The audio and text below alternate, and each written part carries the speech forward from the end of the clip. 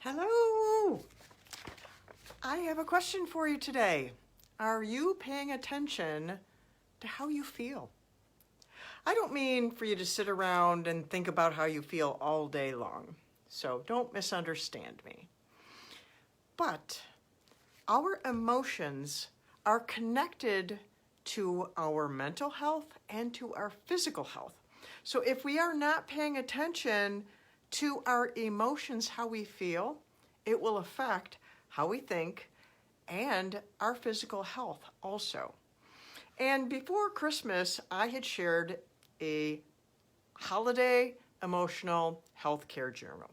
And I created a new one for the new year, 30-day journal again, that you can download for free to help you pay attention to that. I have been using it every day and I have found it extremely helpful, especially the very first question.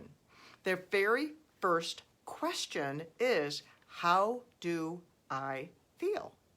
How do I feel? How often do you stop and ask yourself, how do I feel? And like I said at the beginning, we don't sit and think about this all day long, but we ought to do it sometime, at least once a day. I do it first thing in the morning after I do my morning routine. When I get to my rocking chair, my favorite part of my office, I do this journal, and the very first question is, how do I feel? And I stop and I close my eyes and I think about, how do I feel? How do I feel? Oftentimes, I feel more than one thing at a time. If we don't pay attention to that, when that happens, it can come back to bite us. But if we will disassemble it and say, well, I'm excited about this, but I'm sad about this, but I'm nervous about that, but I'm hopeful about that, it helps us put the things where they go, like a little puzzle. It will give you much more control of your day when you take a moment to stop and say to yourself, how do I feel? And then you can process that. And the next thing in is something good from yesterday.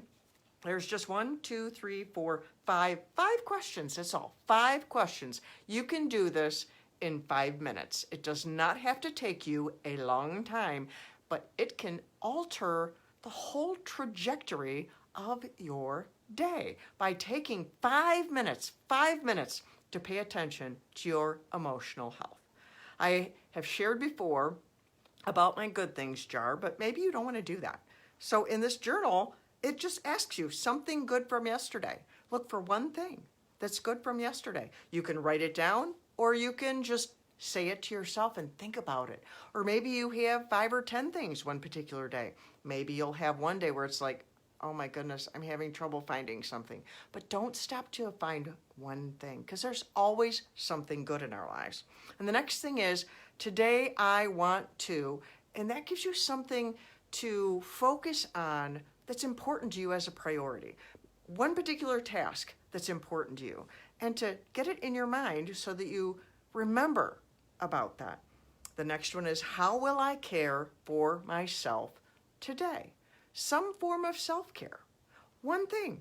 Or you could do 5 things, or whatever serves you. I do at least one thing, and sometimes by the time I'm doing this, I have already done that, which is so exciting. And then the final question is something, they're not even questions, something I'm looking forward to. And that feeds hope, that feeds excitement in our life, of something to look forward to, because we can get bogged down by stresses. But if we have something to look forward to, it lifts our spirit and we can be happier simply because we're looking forward to something.